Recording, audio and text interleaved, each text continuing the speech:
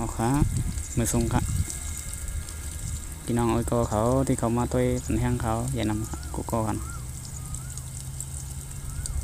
ว่าในเดมาลัดนี้อยู่กับลองเซอร์สไตล์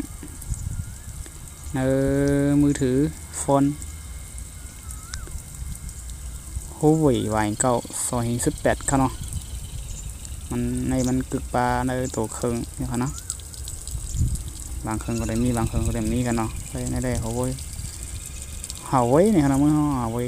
มันหัวไว้วายเก่าหูหวีวายเก่าเนี่ยเอาค่ะเอามาเริ่มมันเขาเลยนะมาซ้ำเลยค่ะมันมีสไตล์เส้นหัวร้อยนี่ค่ะเนาะสำนักเขาอะไรเจอได้ก็สไตล์ช่ำค่ะเนาะมันกึกปลาในตัวนะมันดังสุดเขาได้เข้ากันตัวนี้ค่ะนี่นะตัวมักโดนี่ค่ะทางไงค่ะเนาะบ่อ่านอะไรดีครับภาษา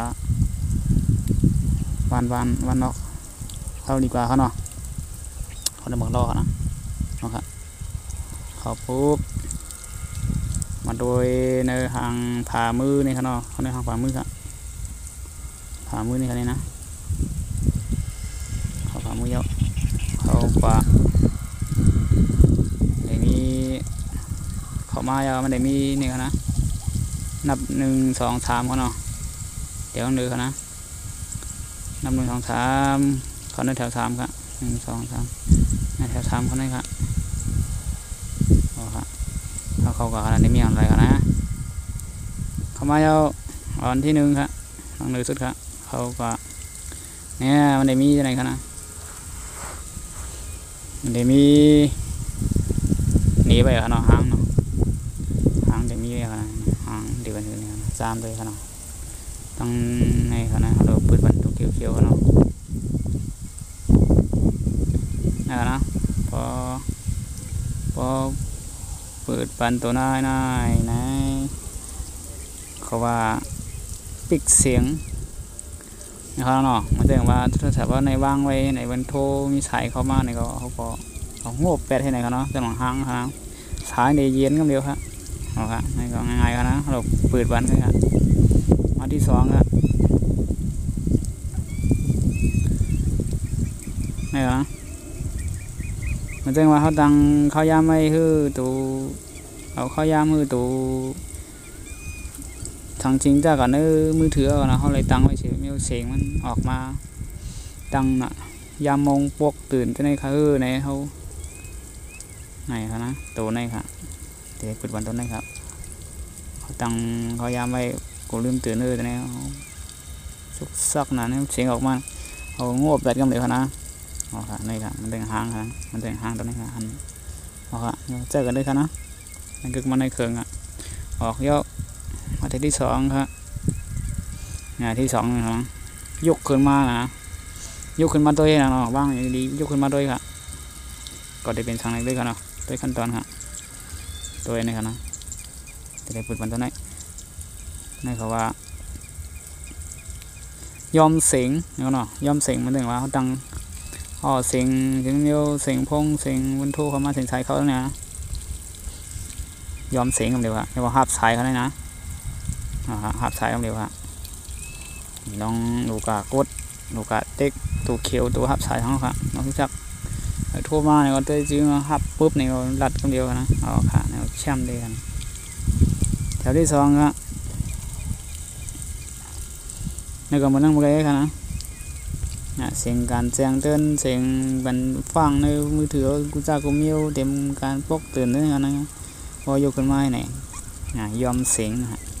ค่ะนี่ก็เจอเลยครับแถวที่3ครับนี่เขาว่าไว้ได้โปรบุตรตัวนั้นนะพอยกขึ้นมาได้มันแต่ว่าหน้าจอมือถือโฟนเขาเนี่ยรับไปให้เนาะยกขึ้นมาคือเดียวให้นะค่ะนี่ก็ตอนนั้นก็กดเข้าสู่หน้าจอเดียวกันเนาะค่ะแนวเชื่อมนี่ก็จำไว้กันเนาะไปขาวเดี๋ยวมันเจอนะจำไว้ค่ะออกเยอะ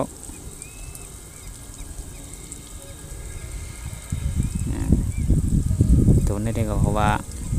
แถวที่3เขาว่า ว่าไถหน้าจอ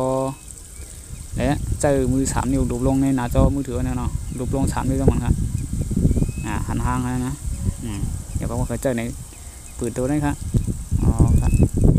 ลูบลงไถหน้าจอเดียวครับไถในมือถือนะอ๋อต้องไล่ลงให้แนวครับต้องไล่ลงให้ในตรงนี้ครับให้มันมีบ้าครับหนุ่มตังเลยครับอ๋อครับช้ำเลยครับช้ำใจครับออกปุ๊บมาเดินเดินชุดครับตอนเดินชุดในเขาว่าเนียก2 กำในหน้าจอเขานะมึงรับสิ่งพูดนั่นนะมันเปิดกำเดียวเขาเนาะก็เขาจะได้อย่าลืมเปิดตัวนี้นะเอาครับอ๋อนี่ครับให้หน้าจอคือมาเดียวเขานะจำใจเลยครับเชื่อมเลยครับเนาะเขาได้ไม่เจอครับอ๋อมันจะเราได้มาตัวนี้ก่อนเดี๋ยวผู้หนาหันหนาเขาเนาะว่ามีหวังเจอหวังก็พี่น้องได้ก็ได้เสียเขาว่าจะเจอสไตล์มันมีมาต้องรอรถทางชื่อทางเดมิโอก็ได้บริสโตทางเสียวเนาะเขาเจออะไรครับนะเอาค่ะจำเตือนเลยครับจะว่าผู้หนาได้หมดนะเนาะอันหูหรือเสียเขาเป็นสระเขาตัวนี้ก็ตัวก็มันมีบันมีดีพิธีเพิงเนาะเอาค่ะมาจำเตือนเลยค่ะเอาค่ะมือส่งค่ะยินผมต้องก็ดีกับมาด้วยแค่เปล่าเนาะส่งค่ะ